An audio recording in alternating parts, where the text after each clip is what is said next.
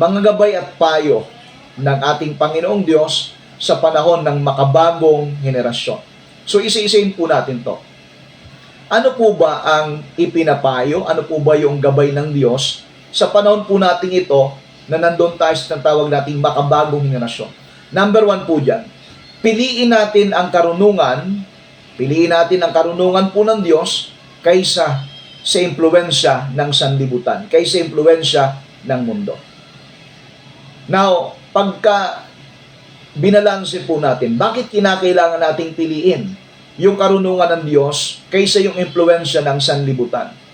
Makikita natin dahil sa impluwensya ng sanlibutan, kaya nga yung pagbagsak ng moralidad ng sangkatauhan ay very rampant. Kahit nga po yung ating mga kabataan sa panahon pong ito, makikita natin nag-decline yung kanilang karakteristik dahil sa impluwensya ng sanlibutan. Sa panahon po ngayon, maraming impluwensya mula sa social media. May impluwensya sa uso, kung ano yung uso, yun ang sinusundan. May impluwensya sa opinyon ng tao. Ngunit ang tunay po na karunungan, tandaan natin, ang tunay na karunungan ay nagmumula sa Diyos. Hindi dapat yung impluwensya ng mundo, hindi impluwensya ng sanlibutan, hindi impluwensya ng social media, hindi rin po yung impluwensya ng uso o kaya opinyon ng ibang tao.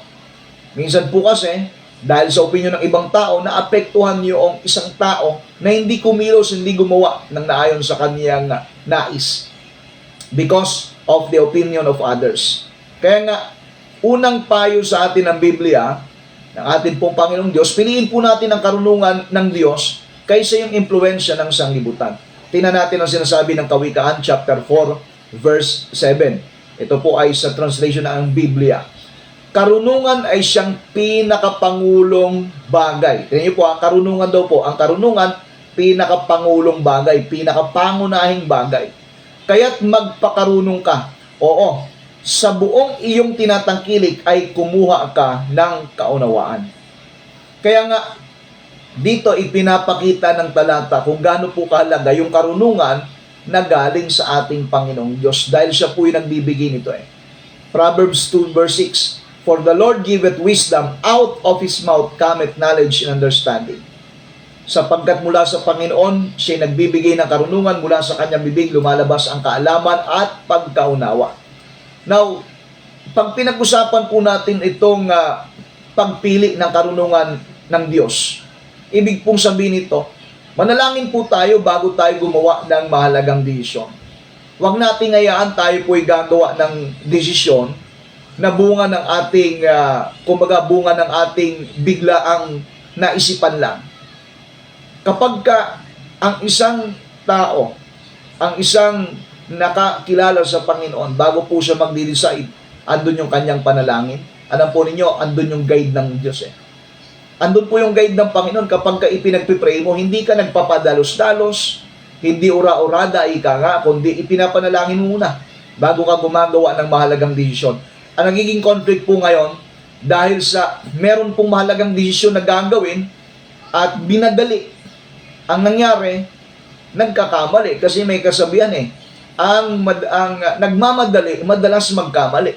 Kaya napakalaga kapag isang mahalagang aspeto, mahalagang desisyon ang gagawin mo, kinakailangan mong ipag-pray muna. Now, bukod sa prayer, suriin po natin ang lahat ng impormasyon ayon sa salita ng Diyos. Kaya binabalanse po natin Kaya nga sabi po ng ating unang payo ng ating po Panginoon Diyos, piliin natin yung karunungan ng Diyos kaysa yung impluwensya ng sanlibutan. So suriin po natin yung mga lahat ng impormasyon na ayon sa salita ng Panginoong Diyos at piliin po natin ang katotohanan kaysa yung pagiging sikat. Hindi po kasi natin kinakailangan po yung pagiging sikat tapos wala naman sa katotohanan. Marami po kasi ngayon parang nagpapakasikat pero hindi naman totoo. Ibig natin sabihin, nababalot pa ng mga kasinungalingan. Ang kinakailangan po natin, ang pipiliin natin, yung katotohanan kaysa po doon sa kasikatan. Anin mo yung sikat ka, tapos ikaw naman ay namumuhay sa kasinungalingan. Kaya nga, mas mainam na nagbibigay tayo ng daan sa katotohanan at ang katotohanan pong yan, walang iba, kundi ang salita ng Diyos. Now, pangalawang payo po sa atin, Bantayan ang iyong pananalita. Ayan ha. Bantayan mo yung pananalita. Di ba minsan binanggit na po natin, yung mangmang nagsasalita ng maluwang sa kanyang bibig. Mangmang daw po yung taong yun. Ano yun? Kapag galit talagang walang pakundangan, salita ng salita, kahit may mga ipinaparinig pa kung alam po ninyo, pag ikay mananampalataya, lalo tigit mananampalataya, napakalaga, nababantayan po natin ang ating pananalita kasi sinasakyan po rin ng masamang espiritu eh. Kapag galit ka, huwag kang salita ng salita. Huwag mong i-voice out. Parang, ano po yan, yung isip bata yan eh. Lalo kapag may mga nakakarinig. Huwag mong ipaparinig, lalo kung mga masayla na bagay. Dapat yan ay, kumbaga, hindi po yan ipinagsisigawan, ika nga. Nagiging mangmang pa ganyan. Now, maging maingat po tayo sa ating pananalita. Bantayan po natin ang ating pananalita. Dahil, sabi nga ng Panginoon, sa ating salita, tayo hatulan. Pwede tayong maging banal at hatulan tayo sa ating salita. Lahat ng walang kabuluhang ating sinabi, yan ay pananagutan natin sa harapan ng Diyos. Now, ang mga salitang binibigkas at maging yung atin pong mga ipinopost sa social media, ay maaring makapagpatibay o makapanakit ng kapwa. Yung ating spoken, yung ating po mga sinasabi, spoken word, or yung ating written word. Kaya dalawa po yan. Yung salitang binibigkas, binabanggit natin, o kaya naman, yun pong ating mga ipinopost sa social media. Meron pong dalawang bagay na pwedeng mayatid yan. Ano yan? Number one, pwedeng makapagpatibay ng isang tao, mapalakas siya, ma-encourage siya, or yung ipinost mo, masaktan yung kapwa mo, manghina yung kapwa mo, ma-discourage yung kapwa mo. Kaya, bantayan natin ang ating pananalita. Again, yung pananalita, hindi lang yung spoken word, hindi lang yung mga binabanggit mong salita. Kasama po dyan yung ating mga ipinopost, kasama dyan yung ating mga isinusulat. Now, ano pong sabi ng Efeso 4:29? Ang sabi po ay ganito, huwag kayong magsalita ng anumang salitang bulok. Ano po yung salitang bulok? Sa English po niyan ay corrupt. Don't speak corrupt words. Ang sabi po diyan, huwag kayong magsalita ng anumang salitang bulok, kundi ang mabuti sa ikatitibay ayon sa kinakailangan upang makapagbigay biyaya sa nakakarinig. O yan ang purpose na huwag tayong magsasalita ng mga bulok na pananalita, kundi yung mabuti sa ikatitibay. Ang maging purpose ng ating pagsasalita at yung ating mga posting o ating pong mga sinusulat ay para sa ikatitibay. Anong ibig sabihin ng ikatitibay? Ikalalakas. Kung alam mong ikakapanghina ng yung post mo, ay kinakailangan i-refrain mo yung ganong uri ng attitude o ganong uri ng gawain. Ibig sabihin, ang sabi rito, ang mabuti sa ikatitibay, yun yung ating dapat na sasabihin. Ayon sa kinakailangan upang makapagbigay biyaya sa mga nakakarinig. Now, mag-isip muna bago magsalita o mag-post. Huwag yung magpapadala tayo sa bugso ng damdamin. Huwag yung dahil galit ka. Basta ka nalang mag-post, basta ka nalang magsasalita. Kaya, pag-isipan muna natin bago tayo magsasalita o bago tayo mag-post. And again, gamitin po natin ang ating mga salita, ang ating mga pangungusap, ang ating pong mga ipopost, ang ating pong mga sulat upang makapagbigay ng pag-asa at pagpapala. Ang maging goal po natin sa mga kapatiran na nakikinig po ngayon, ang maging goal po natin sa ating pong mga sasabihin, maging pagpapala yung lalabas sa ating bibig. Ibig sabihin, yung pagpapala, yan po ay makapagpapalakas ng ating pong mga kapatid. Kapag alam natin yung mga lumalabas sa ating pong bibig, hindi po pagpapala, kundi ikasisira, ikasasama, ikawawasak. It's better to be quiet. Mas mainam na tumahimik tayo kaysa magsalita tayo na magsasalita dahil ang salitang yan ay pwedeng makasira o kaya pwedeng makawasak ng isang magandang ugnayan sa isa't isa. Ang ina-advise po sa atin, gamitin natin ang ating mga salita upang magbigay ng pag-asa at pagpapala. O yan po yung pangalawang payo po sa atin ng banal na kasulatan. Ano yon? Bantayan ang iyong pananalita. Magbantay tayo sa atin pong mga sinasabi. Dahil yung atin pong sasabihin, pwedeng yun ang maging dahilan bakit may mga kapatid na hindi na nagpapatuloy sa paglilingkod sa Panginoon. At may nakakalungkot nga, yung atin pong mga pananalita, yun yung dahilan bakit may mga wala na, hindi na natin kasama sa pananampalataya o paglilingkod dahil sa mga salita. Kaingatan po natin, gusto natin i-build, gusto natin iayos, palakasin yung atin pong relationship. So, kinakailangan po bantayan natin yung atin pong mga pananalita. Hindi porke kung ano yung nasa isip mo, nasa puso mo, sasabihin mo ng sasabihin. Mali po yun. Dahil yun po ang sabi ng Biblia, ang nagsasalitang maluwang ng kanyang bibig ay nagsasalita siyang ng kamangmangan. Nagiging mangmang, bakit? Kasi wala ng preno eh. Nagsasalita na out of anger, galing po na nandun yung galit sa kanyang puso. Now, pangatlong payo po sa atin. Ipagkatiwala sa Diyos ang lahat ng iyong pag-aalala. Yung pag-aalala, yung kabalisahan, ipagkatiwala sa Diyos. O, alam naman po natin, lahat ng tao, mayaman, mahirap, may pinag-aralan, walang pinag-aralan. Lahat po yan may mga encounter na mga alalahanin. Lahat po yan may mga kabagabagan. Lahat yan may mga challenges eh. Lahat po yan, meron pong mga iniisip din. Meron pong mga kabalisahan. Huwag natin sabihin, ikaw, mayaman ka na anya, kaya wala ka na anyang pinoproblema. O, hindi tayo pakasiguro doon. Kasi hindi, magkakaiba po ng antas ng sitwasyon sa buhay. Maaring wala siyang problema sa financial, pero meron siyang pinoproblema sa ibang bagay. Anong ibig natin sabihin? From all walks of life, sabi nga natin, mayaman o mahirap, may pinag-aralan, walang pinag-aralan, matanda at bata, meron pong mga pag-aalalayan, merong kabalisahan. So therefore, ang ina-advise sa atin, ipagkatiwala sa Diyos ang lahat ng iyong mga pag-aalala, ang lahat ng iyong kabalisahan, ang lahat ng iyong kabagabagan. Now, maraming hamon o mga challenges, gayon din po yung mga alalahanin, ang kinakaharap ng tao at kasalukuyang henerasyon. Ngunit, andun po yung panyaya sa atin ng Panginoong Diyos. Ano po yun? Ilapit natin sa Kanyang lahat. Na ang sabi po ng unang Pedro 5:7, ilagak ninyo sa Kanya ang inyong kabalisahan sapagkat kayo'y Kanyang ipinagmamalasakit.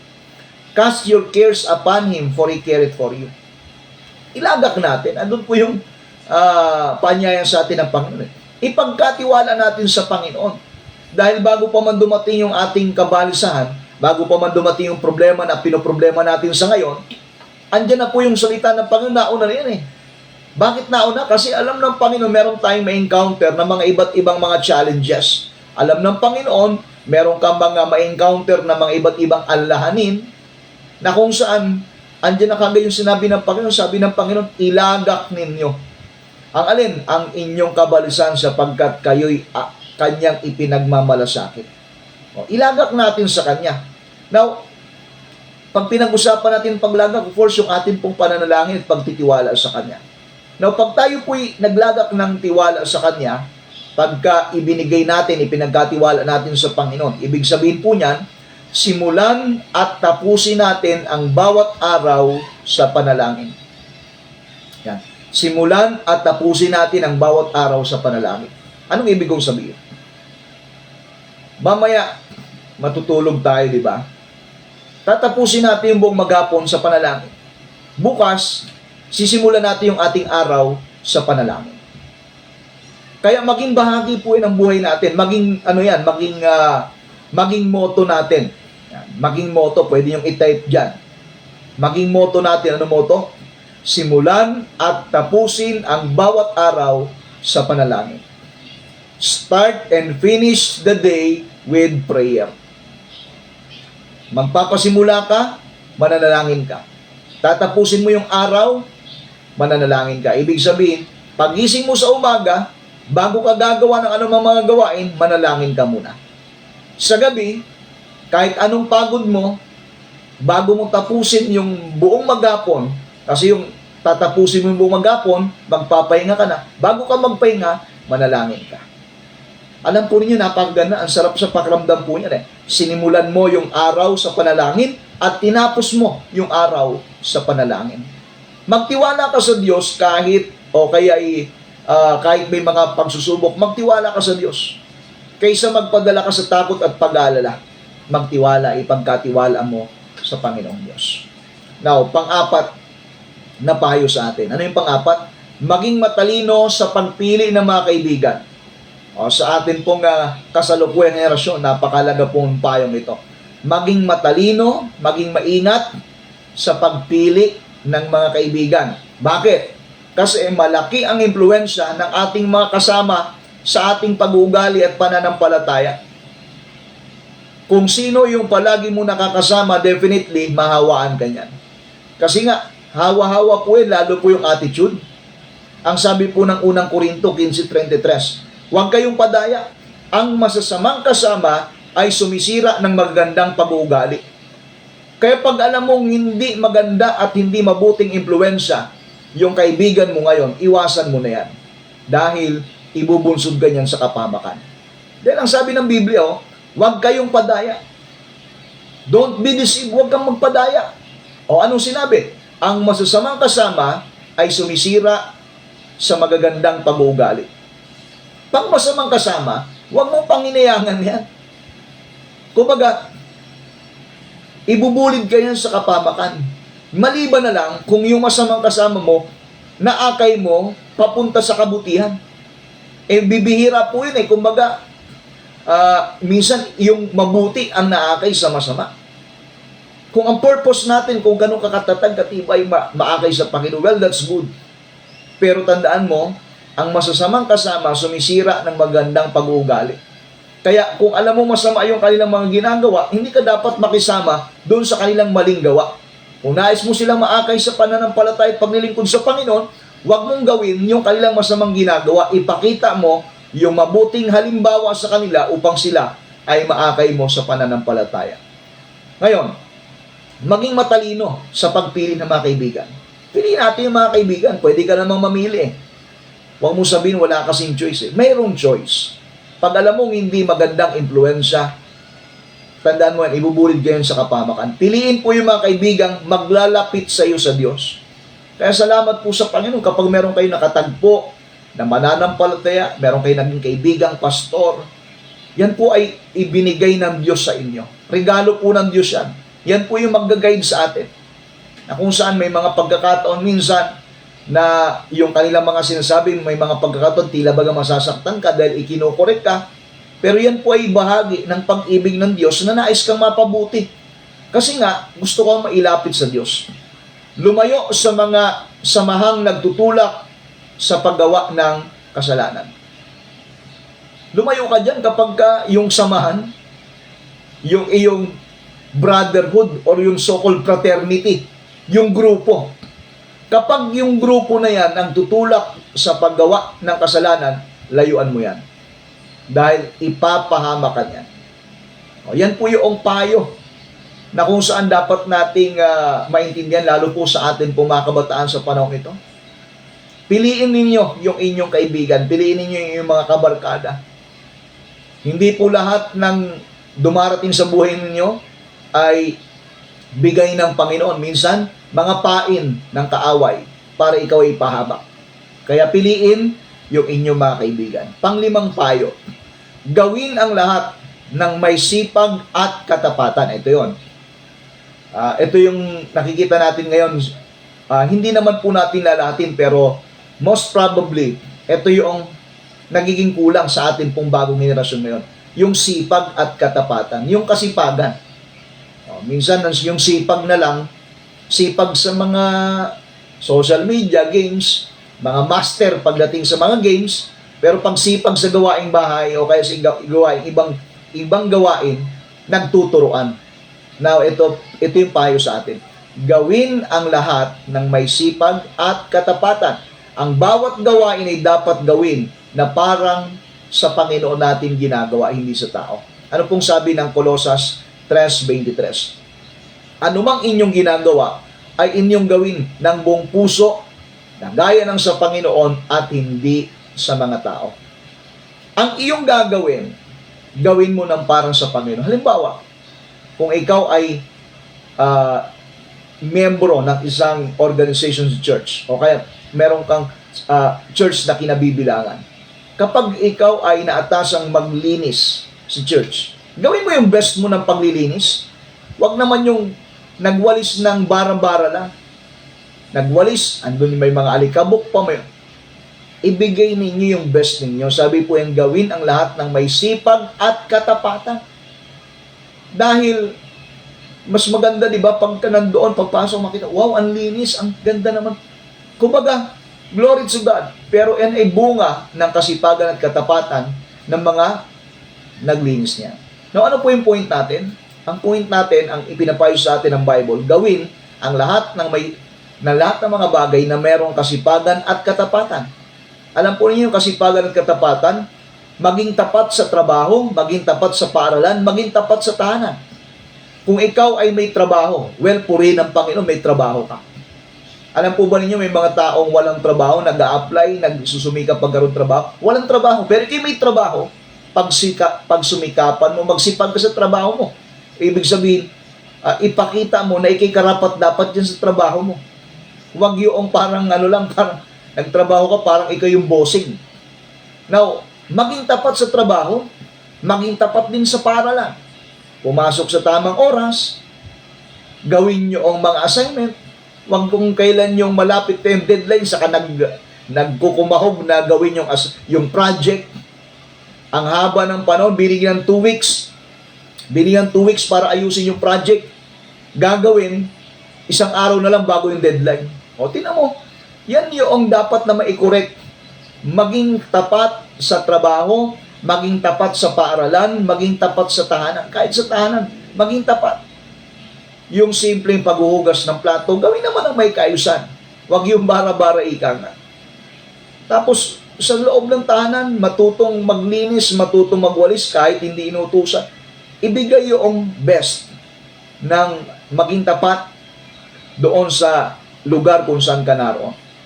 Gawin ang pinakamabuti kahit walang nakakakita. Gawin mo yung mabuti. Gawin mo yung, kumbaga, ang iyong ginagawa, babalik sa iyan.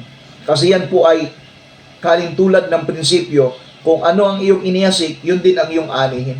Kung gumawa ka ng kasipagan, kung gumawa ka ng pagtatapat, pagpapalain ka ng Panginoong Diyos dahil yun ay deserve mong tanggapin. Kaya nga, tingnan niyo po yung mga bata, yun pong mga anak na masipag, mabait, pag yan ay magre-request sa mga magulang nila, hindi po yan magdadalawang isip, lalo kung meron naman pong kakayahan yung magulang. Pero kapag yung bata, talagang ilang beses mo nang sinabihan, walang pagkilos, walang ginagawa, o walang aksyon, pag humingi iyan, naku, maraming sermon mo nang abutin, maraming mo nang ipapagawa yan. Now, ano pong ibig natin sabihin? Gawin natin ang pinakamabuti kahit walang nakakakita.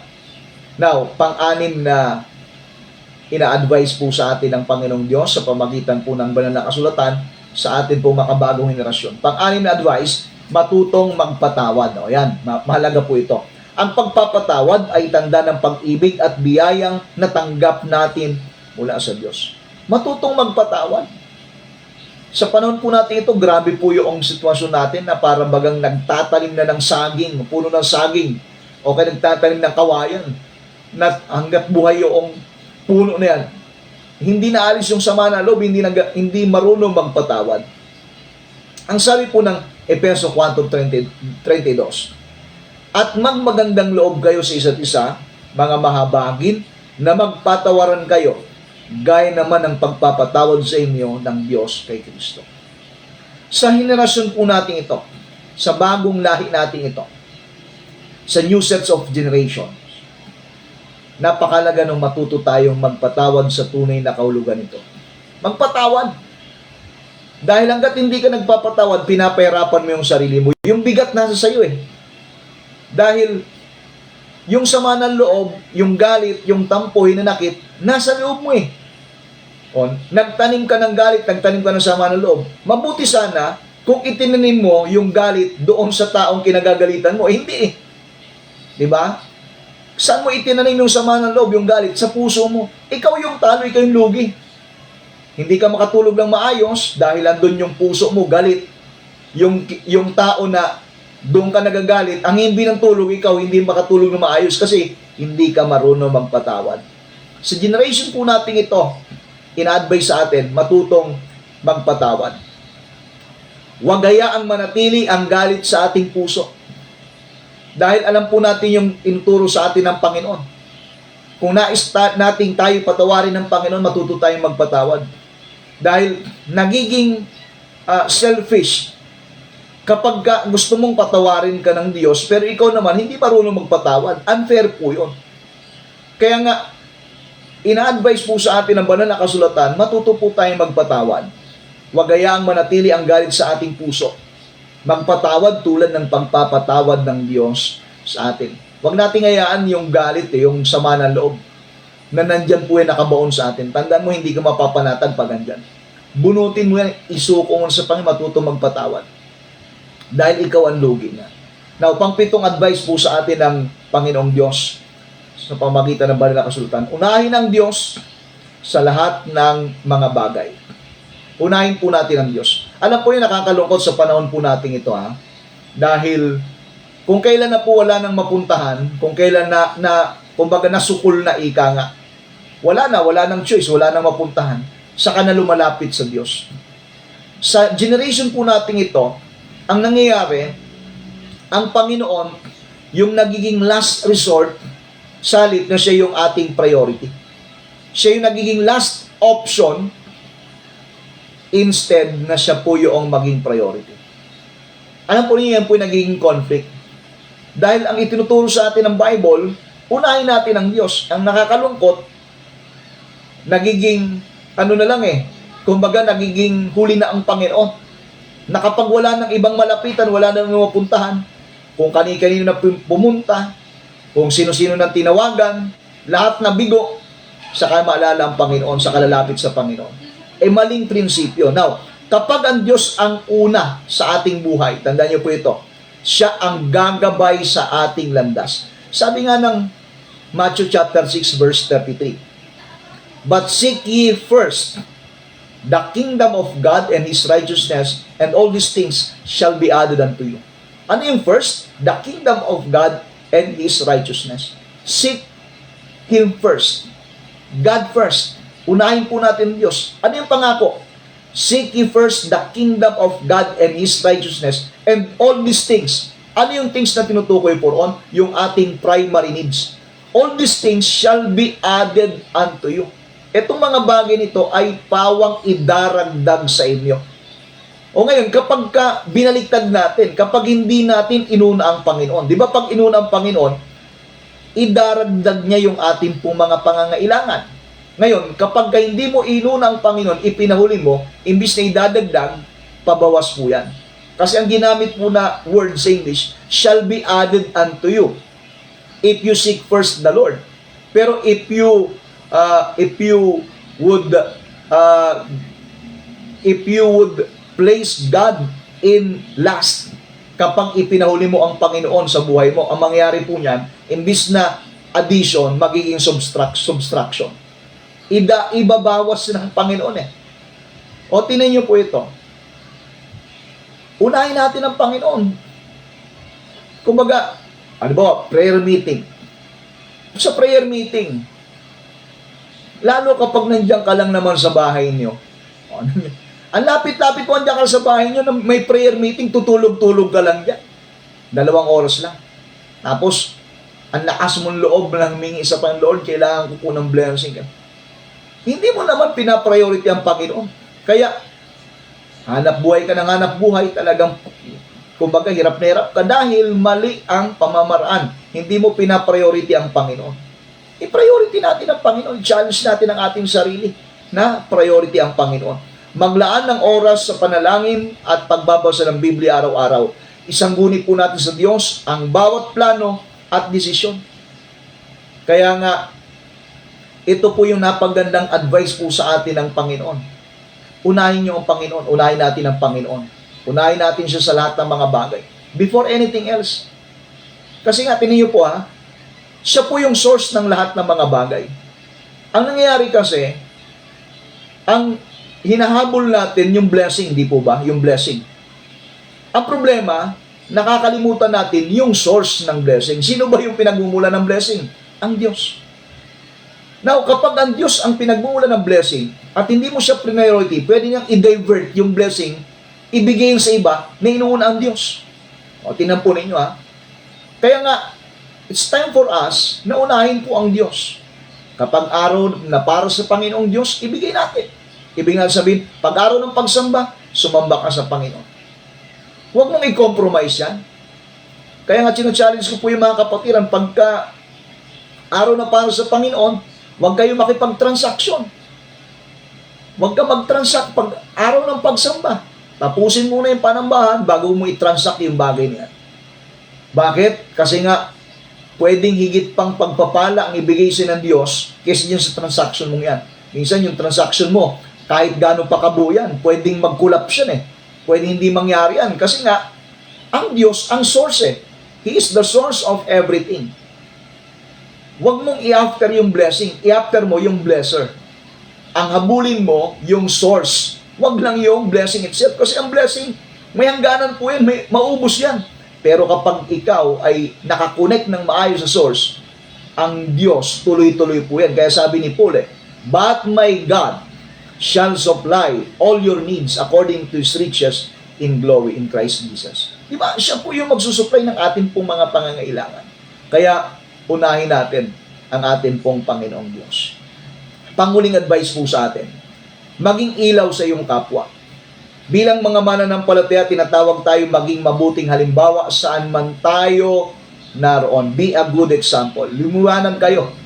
Sabi po ng aklat ng Mateo chapter 5 verse 16, "Let your light so shine before men, that they may see your good works, and they will glorify your Father which is in heaven." Let your light so shine. Panahon na upang magliwanag yung mga mananampalataya. Panahon na upang magningning. Lalo po sa panahon natin ngayon, nakikita natin yung moral decline, nakikita natin yung karakter ngayon ay bumubulusok. Ito yung pagkakataon ng mga kapatiran para kuminang, lumiwanag yung karakter ng pagiging totoong mananampalataya, yung pagiging totoong Kristiyano. Hindi lang sa salita, hindi lang sa letra, hindi lang sa pangalan, kundi sa pamumuhay. Ipakita po natin yung pag-ibig, ipakita yung kabutihan, yung katapatan sa ating pamumuhay. Hayaan po natin na yung ating pong mga gawa ay maging patotoo tungkol kay Kristo. Yung iyong mga gawa, yun ang magpapahayag na kay tunay na mananampalataya. Mga kapatid at mga kaibigan, ang henerasyon po ngayon ay punong-puno ng pagbabago.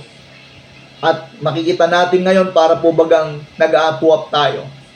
Ngunit ang salita po ng Diyos ay nanatiling hindi nagbabago. Kapag ito ang naging gabay, magkakaroon po tayo ng karunungan, magkakaroon tayo ng kapayapaan, magkakaroon tayo ng matatag na pananampalataya.